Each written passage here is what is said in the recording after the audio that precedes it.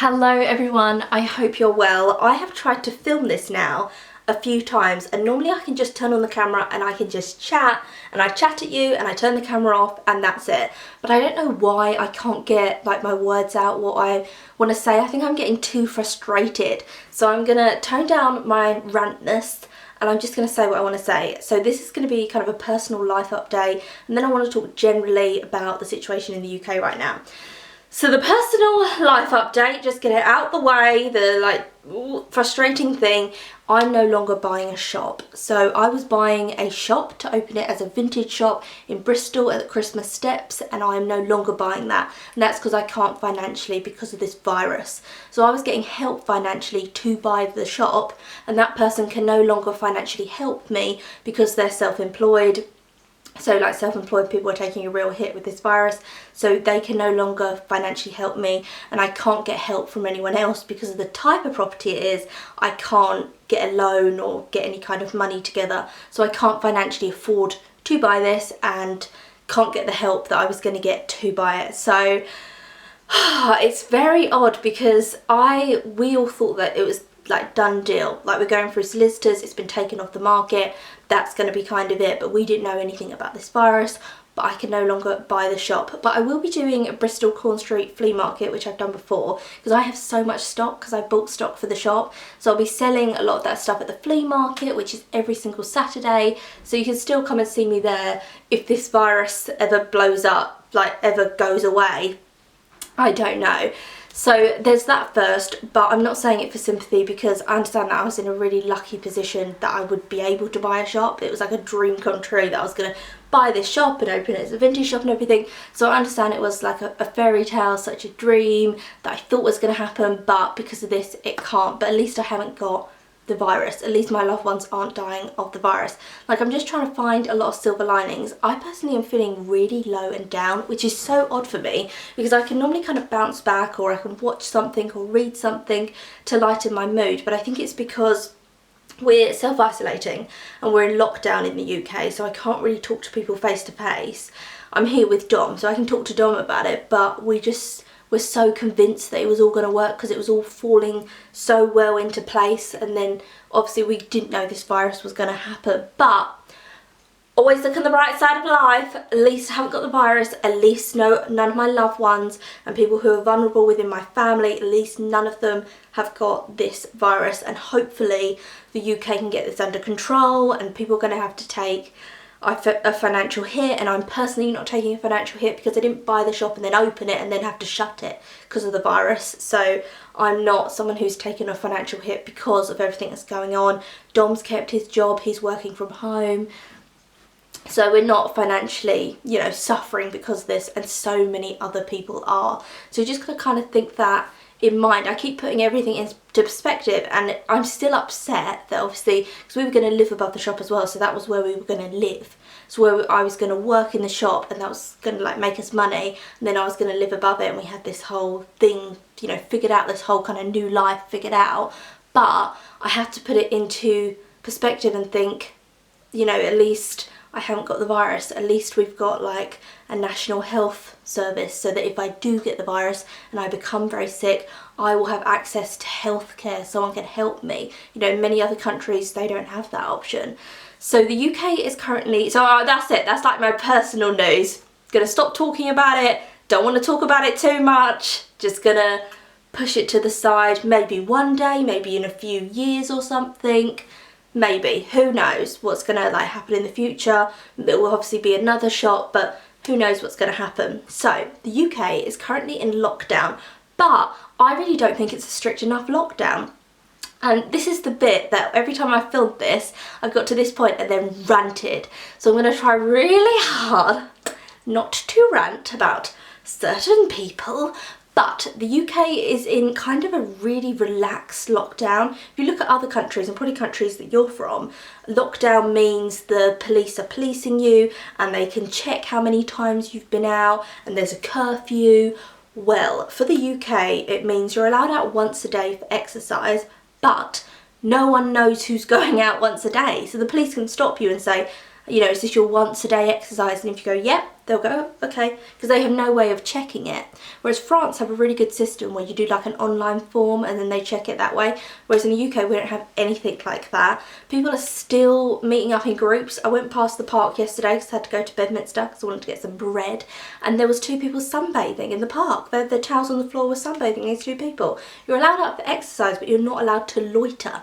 So they've said you can't sit on benches, you can't sunbathe. This is for exercise and then back in your homes to self-isolate so you don't get it and spread it onto someone else who may die from this. We've had people in the UK die from it who have been young, who haven't had any other health conditions, and I think that's a really important point that the government really need to push, because our government have been pushing that if you're over 75, if you already have health conditions, this could be really bad for you, but it has affected young people who haven't had any health issues. It's killed them as well. So how did they, you know, how did they die? Obviously because it can affect all of us. You don't know how it's going to affect us. Me and Dom have been self-isolating for 2 weeks. He's been working from home for 2 weeks. He also has asthma, so we've just been trying to make sure he doesn't get it because it affects people with asthma really badly.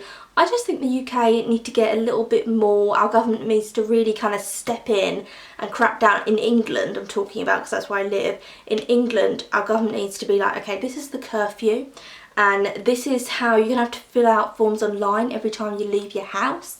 And we're going to put businesses out who are open who shouldn't be, because the only places that should be open are essential places.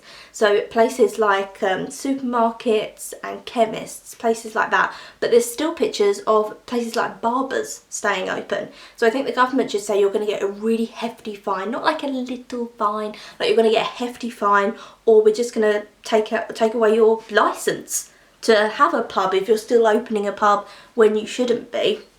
I think they need to get stricter, and then they need to kind of say like, we're going to do this strictness for a month. That's what we're going to do, or you know, 3 weeks, and we're all going to be in it, and then you know by the end of the 3 weeks we're going to review this. So it might not go on forever, because at the moment no one knows what's happening. So people aren't really abiding by the rules because they don't know when it's going to end. I feel like I'm getting wound up. I feel like I'm ranting. I need to wind it down a little bit, but I think that's why some people are still having gatherings and parties in their house. It's because they're just like, oh, well, it's going to go on forever, this lockdown, you know, whatever. Whereas if they had more of kind of a, because the government said that this might go on for 12 weeks. That's a really long time, 12 weeks, to kind of picture that we're going to be in our houses for 12 weeks, that all the shops are going to stay shut for 12 weeks, which I don't think they will. I don't think big businesses will. I think they understand that for a bit of time now they have to shut, but I think they will start reopening. We've only been in lockdown for a week in the UK, but as I said, me and Dom have been self-isolating for 2 weeks. But the UK has only been a week, and already so many people aren't following the rules. And it's not, we haven't got harsh rules, it's just go out for exercise once a day. But no one's really tracking you doing it once a day, but people are being moved on from sunbathing, from having outdoor barbecues in parks, from sitting on benches, for going for a swim. People have been going for swims. I'm just like, sorry? Like, you're supposed to be going out for a walk and then coming back. Like, you have to kind of be light-hearted about it, because otherwise I would just be like, oh my god. You only get tested in the UK as well if you are in the hospital. So they're trying to start to test, or they have started testing people who work in hospitals, but also if you're a patient in hospital. So if the virus is so bad you have to be hospitalised, that's when you get tested. Whereas the rest of us, if we think we got the virus, we just have to stay in, but there's nowhere we can go to be tested. So we don't actually know how many people have the virus, and they think it's been in the UK since January. And Dom was actually really ill in February. He had like really bad asthma. It was the weirdest thing. So I wonder if he kind of had it in February because his asthma really flared, and he doesn't have bad asthma or anything like that, so it was so bizarre in February. But we don't know how many people have had it, how many people have it, what the whole situation is there. I'm still using boxed tissues as toilet paper. Yes! Big boxes of tissues as toilet paper because I cannot buy any toilet paper from anywhere. Also the supermarkets, they do say like try not to go to the supermarket because that's where it's like super spreading because everyone's in there touching things, so try not to go into the supermarkets. It's so odd because last week we went to the supermarket to get toilet paper and we went in, they didn't have toilet paper, so we left. I didn't want to like browse or anything, but there was so many people packed into the supermarket, but there was hardly anything on the shelves, but there were so many people packed in. And it's like, ooh, we're all kind of packed in here together. And then now a week on, they're saying like social distance and this and that and that. And it's like, it just feels a bit late for me. I'm not a scientist, I don't know, it might not be late, but I just kind of think, is it not a bit too late? Like how close people were, and you look at pictures of people on the tube and they were like that, like breathing on each other, and you think, ooh, it all just seems like it all kind of got out of control really quickly. But we're not the first country to have this. We saw what was happening in Italy and how horrendous it was in Italy. So we could have learnt from that and then thought, okay, we're going to scale up this or that. But it seems like we didn't. It seems like it just kind of got to a point and then it ran out of control. And then our government's reined it back in.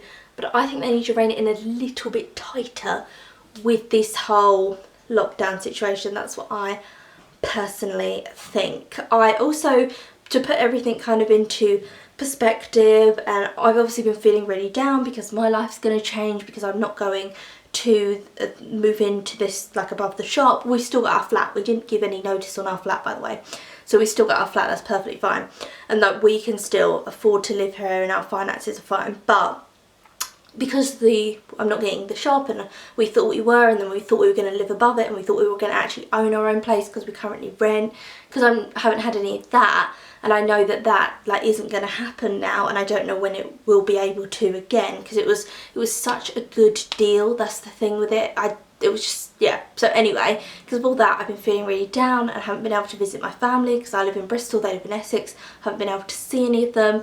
I've just been feeling really down. And then I saw a heartbreaking picture, and it was about in Syria there's loads of refugees and people who have lost their homes, and for no fault of their own. It's just because of the war and the conflict that's been going on in Syria is now they live in refugee camps where they're completely overcrowded. And they were saying if the virus gets to these refugee camps, it's going to devastate these camps because there's so many people living so close together. And I saw there was a picture of these two little children in this refugee camp and they had little masks on. And that really just put my life into kind of sharp focus. And I thought, do you know what, like, I can still be upset by it. Just because someone's in pain doesn't mean that you can't be in pain. But you do sometimes have to step back and think, wait, I am incredibly lucky. And the only reason they've got this situation is basically just because of the place they were born. That's it, they haven't done anything wrong. And I just thought, imagine if I was in a refugee camp, my house had just been bombed in Syria, and I was in a refugee camp with two small children, and someone came round and said, oh, you've got to put on these masks because there's this virus that's ravaging the world and it might come into the camp. Like, imagine the other problems you've got in that camp, living so close to people and maybe not getting the right nourishment from foods and things, and privacy you're not getting, and then all of a sudden on top of that, and you don't know where you're going to go next, what's going to happen with your life, what's going to happen to your children, and then on top of that, here's a mask because you might catch this terrible virus and some people in the camp might be dying around you.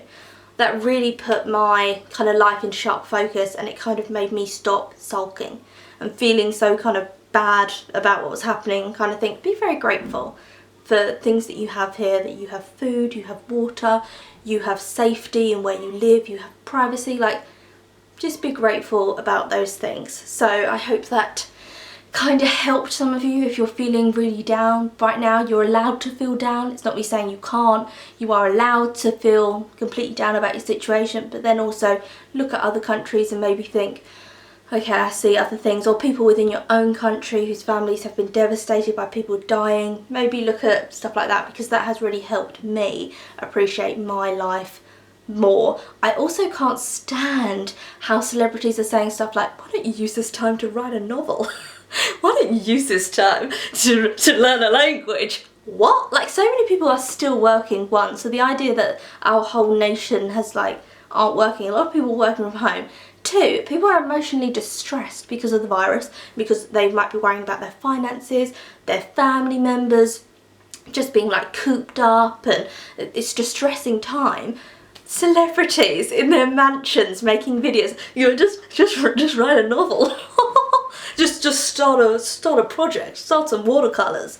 Back off. Like, people are just trying to get through the day to day. They're just trying to get up in the morning and feel okay about what's going on right now, and they're fearful of their loved ones, and they're also fearful of catching it. I'm fearful of catching it. There have been young people who have died from this who didn't have any health conditions, so I'm even like, I don't want to catch it. One, I don't want to be ill. It seems incredibly unpleasant, and two, what if my lungs fail from it and something happens and I have to go into hospital? I don't want to catch it either.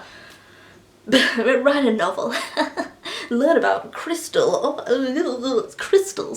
I can't even begin with all those people. Like, don't. Anyway, I'm gonna stop ranting. Did get a little bit ranty, I'm sorry. I'm going to end it here, and I will see you again soon for another video.